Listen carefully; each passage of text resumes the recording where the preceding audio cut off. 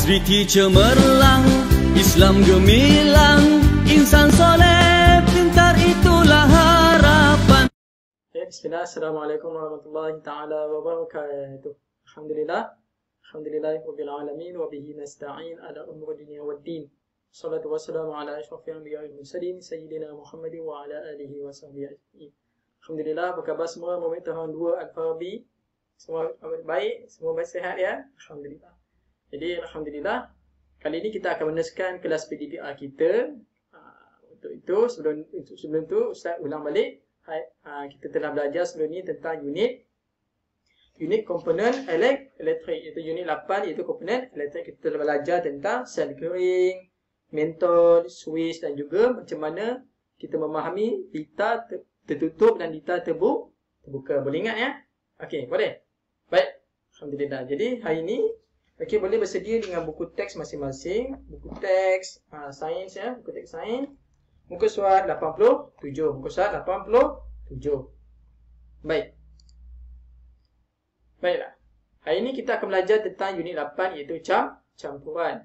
Iaitu bagaimana kita nak memahami bahawa dalam kehidupan harian kita ada banyak jenis-jenis campuran yang kita lalui dan kita hadapi setiap hari. Contohnya apa? Contohnya seperti paling mudah teh lah. Siapa sini pernah buat teh? Angkat tangan. Buat air teh ke, buat air kopi ke, buat air apa lagi, air jus ke. Itu semua adalah sebenarnya bentuk campuran. Okey, sebenarnya kalau kita tengok contoh mudah sini seperti duit shilling. Duit shilling ni kalau mudahnya, kalau kita nak mudahkan pengiraannya, kita nak mula jumlahkan jumlah ringgitnya, kita perlu asingkan ikut jumlah dia. Contoh macam 50 sen, 50 sen, 50 sen, 50 sen, RM1, 20 sen. Jadi kita asingkan situ barulah mudah untuk kita. Sama juga ni ya. Ustaz sebut tadilah teh. Kita buat teh ni, kan. Kita buat teh.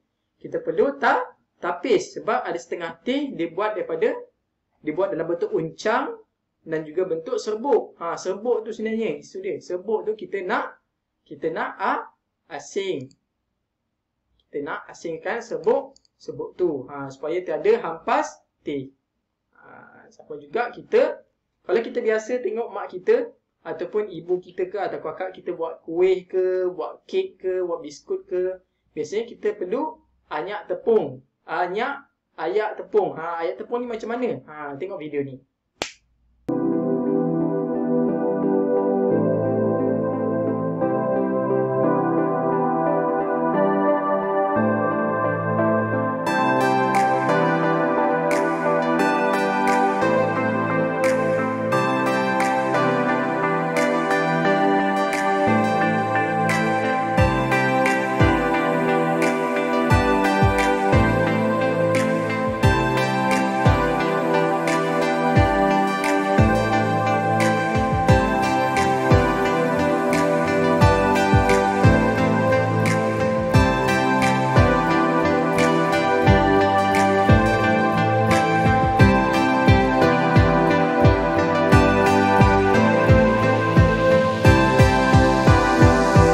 Okey, baik. Seterusnya kita tengok kaedah mengasingkan campuran. Okey, ada campuran ni. Okey, kita tengok makanan ni. Tengok makanan tu.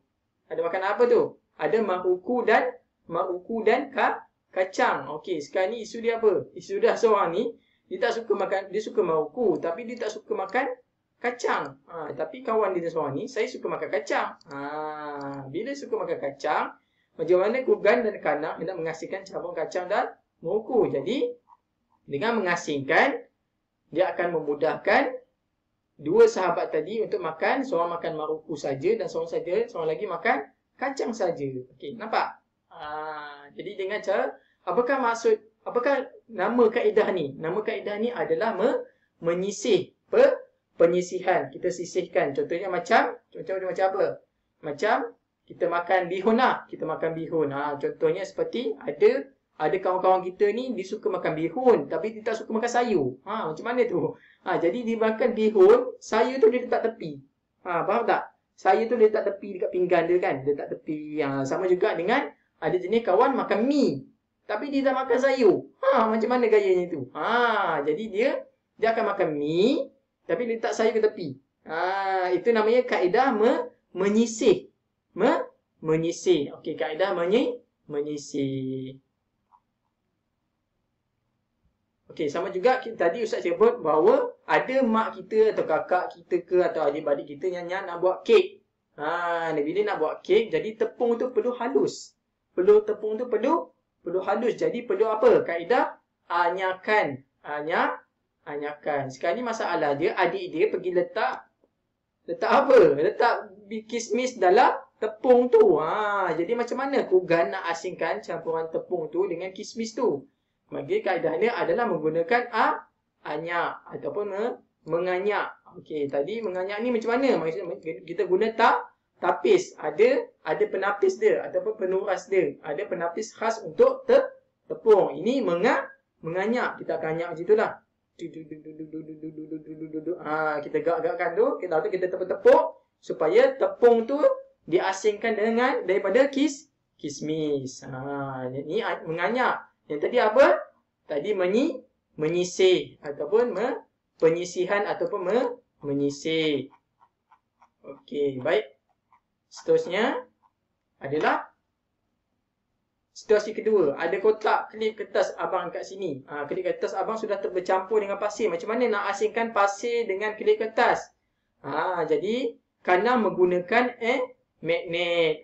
Menggunakan magnet untuk mengasingkan, untuk mengesan klip kertas yang tertanam dalam pasir. Okey, boleh tengok video ni.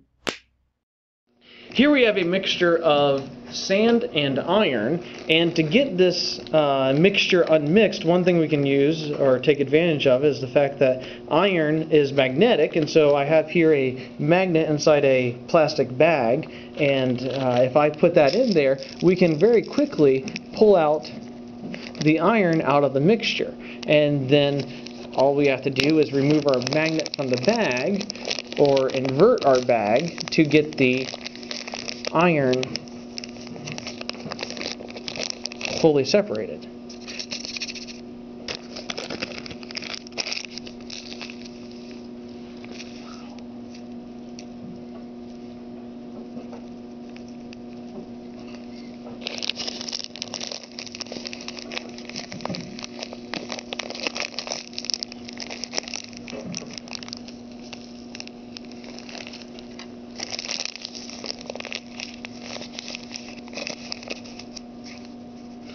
Now certainly at this point there is some sand still mixed in with the iron, but we could go through a refining process where we come in here and repeat the process, trying to each time get less and less sand caught up with our iron bits, and eventually we could get to the point where we had just iron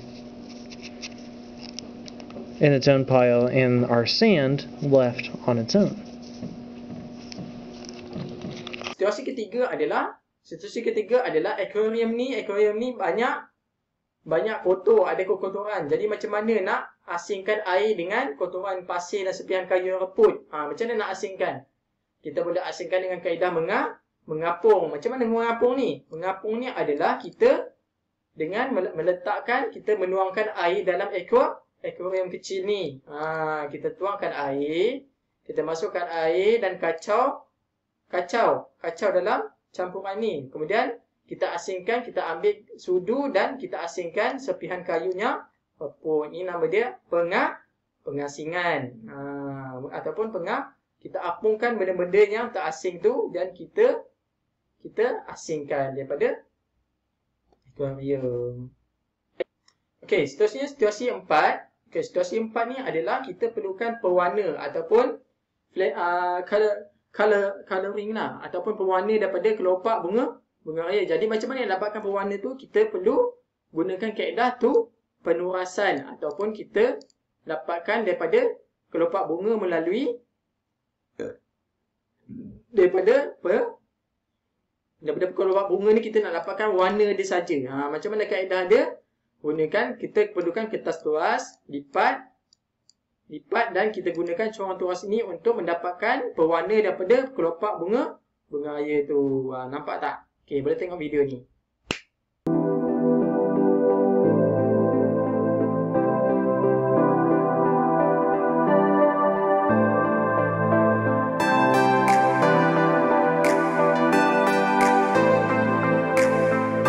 seterusnya. Okey, seterusnya bahan larut dan bahan tidak larut. Okey, sekarang ni kita ada biji jagung dan gula yang kita letakkan dalam air. Kemudian kita tengok yang tinggal adalah hanya biji jagung. Okey, gulanya tidak kelihatan. Mana gula dia? Gula dia sudah apa? Sudah larut dalam air. Sebab itu kita kena faham bahawa ada benda yang boleh larut dalam air dan ada benda tidak boleh larut dalam air. Contohnya seperti gula, garam, benda tu boleh larut dalam air, sedangkan biji-biji benih ni tidak boleh larut dalam air. Okey, baik. Okey, seterusnya kita kena faham bahawa kita ingat balik semula tadi apa? Pertama sekali kita kena tahu kaedah menyisihkan, ataupun kita kena faham ada banyak campuran dalam kehidupan harian kita ni, seperti contoh seperti tepung bercampur dengan gula ataupun biji benih. Kita nak asingkan juga teh, sebut teh daripada air teh. Jadi kita guna kaedah menyisih, iaitu mengasingkan dua benda yang bahan yang bersaiz besar. Okey, menganyak pula apa? Menganyak adalah mengasingkan bahan bersaiz halus dengan bahan bersaiz besar. Okey, menggunakan magnet untuk apa? Untuk mengasingkan bahan yang boleh ditarik oleh magnet. Benda-benda yang besi, boleh ditarik oleh magnet. Sama juga contohnya klip kertas kita terjatuh dalam tepung. Contoh terjatuh dalam tepung klip kertas kan. Jadi kita macam mana nak asingkan klip kertas daripada tepung? Kita menggunakan magnet. Selain itu kita menggunakan kaedah mengapung untuk benda-benda dalam air. Iaitu mengasingkan bahan yang boleh terapung dari bahan yang tenggelam dalam air. Okey, dan akhir sekali kita belajar tentang menuras atau iaitu mengasingkan bahan pepeja daripada bahan cecah cair. Dan kita kena faham bahawa ada bahan boleh dilarutkan dengan lebih cepat, ada bahan boleh dilarutkan dengan cepat dalam air bila mana menggunakan air panas, dikacau ataupun diaduk dan bersaiz kecil. Seperti gula dan garam. Contohnya macam ada juga gula yang berbentuk seperti cube. Betul tak? Ada gula berbentuk cube. Jadi benda gula yang berbentuk cube besar ni agak susah untuk dilarutkan dalam air, melainkan air itu cukup panas ataupun air itu cukup suhunya tinggi untuk mencairkan cube gula dalam air. Jadi baik, alhamdulillah, itu saja kelas kita. Baik, itu saja kelas kita pada kali ini. Jumpa lagi pada kelas akan datang, insya-Allah. Boleh untuk latihan boleh buka buku aktiviti muka surat 55 sehinggalah muka surat, saya minta buat muka surat 55 hingga 56 saja. Baik, itu saja. Jumpa lagi pada kelas akan datang. Assalamualaikum warahmatullahi taala wabarakatuh. Jumpa lagi. Terima kasih semua.